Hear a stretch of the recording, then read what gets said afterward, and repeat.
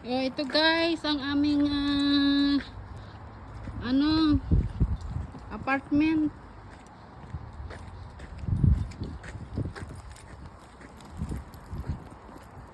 Pupunta kami doon sa pinakamadulong.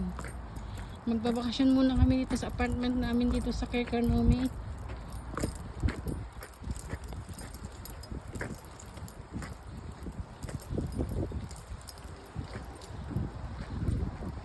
Naku, iba yung summer nila dito, malamig.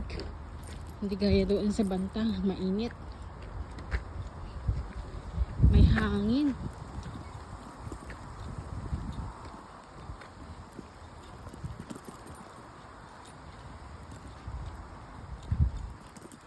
Oh, may hangin.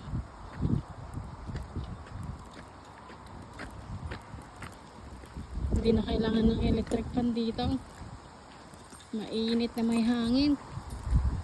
Malamig.